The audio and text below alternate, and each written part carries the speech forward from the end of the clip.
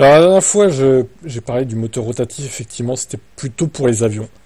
Maintenant, désolé, mais les bases sont à peu près les mêmes, sauf que c'est miniaturisé pour les voitures. Il y a quand même beaucoup de points communs avec les moteurs d'avion rotatifs, hein. Le moteur Wankel, donc c'est ce que utilisait Mazda, qu'ils ont soi-disant amélioré, mais bon, au final, pas tant que ça. On va pas tout lire parce que c'est un peu long. Contrairement au moteur à piston au mouvement linéaire dans un cylindre, le moteur Wankel n'utilise pas de système bielle-manivelle, il n'engendre aucun mouvement alternatif, ce qui réduit les transformations de mouvements, les frottements, les vibrations et le bruit. L'ensemble comporte également un nombre de pièces réduites.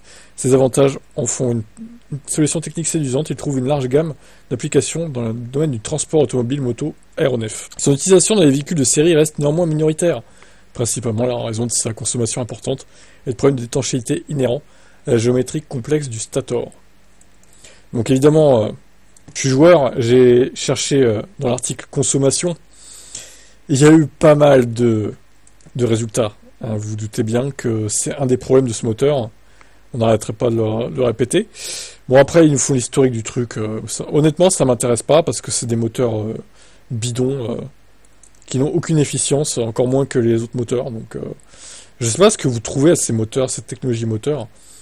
En vrai, c'est une des pires technologies moteurs qui a été jamais créée pour les véhicules, hein. Et non, mais il faut dire les termes au bout d'un moment. Consommation excessive, fiabilité limitée de la Spider à l'époque. Dû au principe même du moteur Wankel, en raison d'elle, la production sera arrêtée en juillet 67, après 2375 exemplaires vendus, malgré une production bien inférieure aux prévisions. Tsuneiji Matsuda, président du groupe Toyo Kogyo, est très tôt intéressé par cette nouvelle motorisation et entame personnellement des négociations avec NSU. Production en série dans les années 60, bon ça date hein, évidemment, c'était les vieilles versions du moteur. Consommation excessive encore, fiabilité également laisse perplexe. Le moteur Wankel arrive sur le marché à un mauvais moment puisque c'est le premier choc pétrolier en 73. Voilà, il reparle de la consommation encore. Nouveau sursaut, alors là c'est notre époque. Le moteur Wankel semble trouver une nouvelle vie comme prolongateur d'autonomie dans la motorisation hybride électrique essence, profitant de sa simplicité, de sa légèreté et de sa compacité, ainsi qu'une consommation et une usure raisonnable.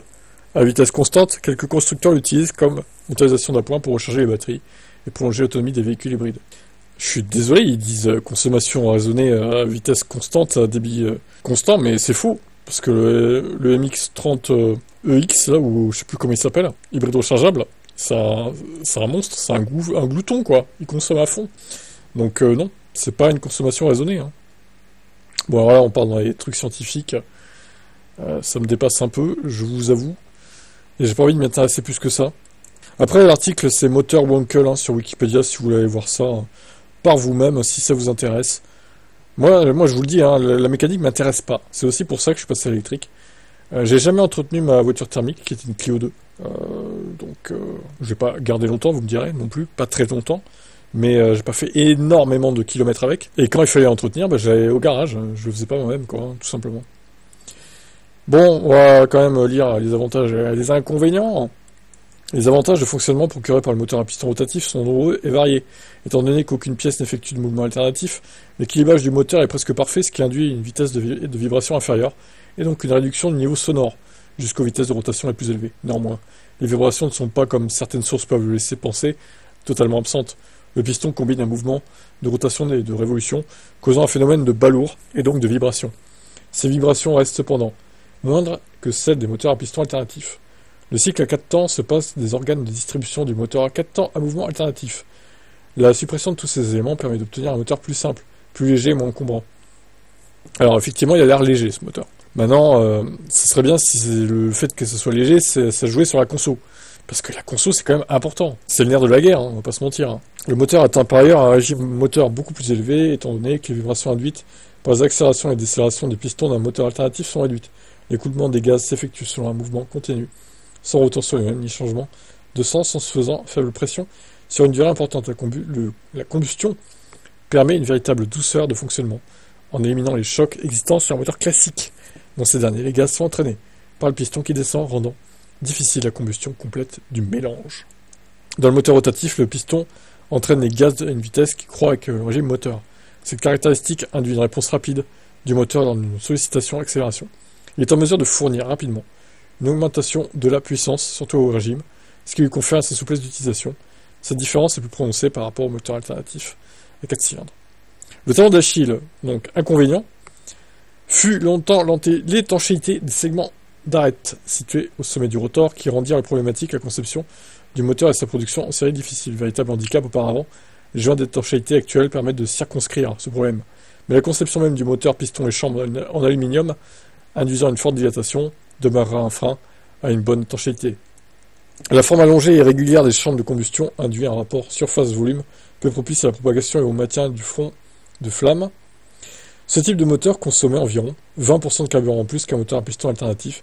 Cet aspect fut sûrement celui qui freina le plus les potentiels acheteurs de Citroën GS Birotor, lancé en septembre 1973 en plein choc pétrolier. Une consommation élevée entraîne de plus un niveau de pollution élevé et difficilement acceptable déjà dans les années 70 et encore plus de nos jours. Le moteur Wankel présente un faible frein moteur. Il ralentit en effet moins vite qu'un moteur classique. Lorsqu'on coupe l'admission des gaz, cet inconvénient oblige les constructeurs à revoir à la hausse le dimensionnement du circuit de freinage pour compenser ce manque de frein moteur. Malgré tout, le constructeur japonais Mazda a considérablement amélioré le Wankel sur les RX-7 et 8, le rendant bien plus fiable et beaucoup moins gourmand qu'avant. Ouais, alors on va aller voir la RX-8, la conso par exemple. Bon, après, il peut être peut-être mis à l'hydrogène, d'après ce que je vois là.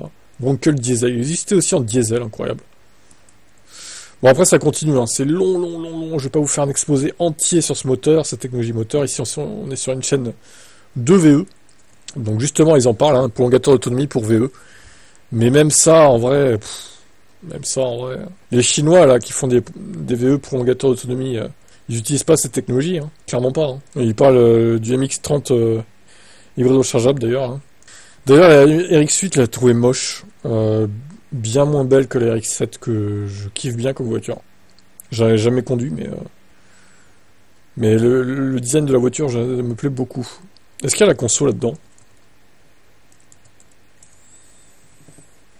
Le moteur souffre d'une durée de vie souvent limitée à environ 100 000 km avant réflexion des segments et d'une conso d'huile et de carburant élevée.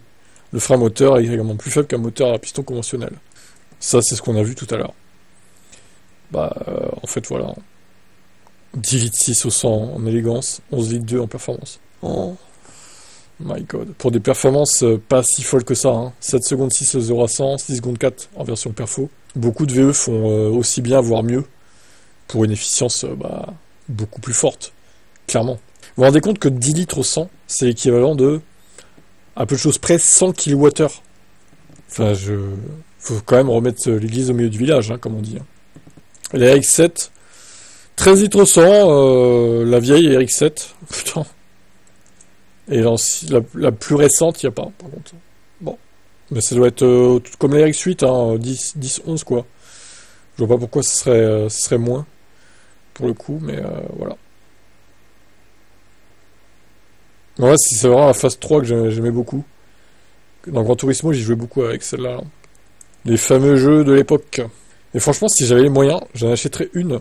Et je la ferais rétrofiter en élec, quoi. Et je virerais ce putain de moteur du démon, là. Wankel. Là. Voilà. On va peut-être crier au scandale hein, par les puristes, mais je m'en fous. C'est mon avis, en tout cas.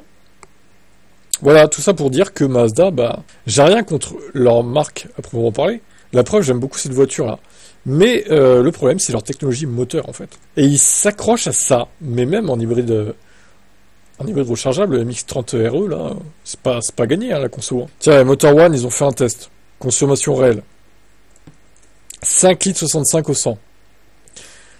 Pour un moteur qui est censé être économique à vitesse constante, 5,65, beaucoup d'essence, voire diesel, font mieux, hein, très clairement. Donc, ça n'a rien de révolutionnaire. Alors évidemment, c'est beaucoup moins que les 10 litres au 100 qu'on a vu tout à l'heure. Là, ok, mais bon, ça reste beaucoup quand même. Hein. Kia Niro, hybride rechargeable, par exemple, voilà. Le tout premier, 3 litres au 100, quoi. Oui. Donc, voilà. Mazda, à vous de jouer maintenant. Faites un effort avec cette technologie de batterie. Mettez plus de batterie dans ce véhicule, à la limite. Et faites un moteur, mais mieux, enfin... Prenez l'exemple des Chinois, enfin je sais pas, faites quelque chose quoi. Laissez tomber cette technologie, s'il vous plaît. Ça sert à rien. Personne n'achètera vos véhicules. Je serais curieux de savoir d'ailleurs les ventes de ce véhicule-là. Je sais pas si on aura les chiffres un jour, mais je serais curieux de savoir. Ça doit pas être bien élevé, hein. 70 km en élec, ouais, c'est pas assez. C'est pas assez, c'est pas assez. En plus, il est super lourd. 1 tonne 8 quasiment. Oh, c'est dingue. Bref, j'attends de voir comment va évoluer cette marque, personnellement. J'espère qu'ils vont prendre les bonnes décisions. On verra bien. Quel est votre avis, vous, sur tout ça, cette technologie moteur Wankel et leurs hybrides rechargeables et leurs objectifs sur les VE, etc. Ciao.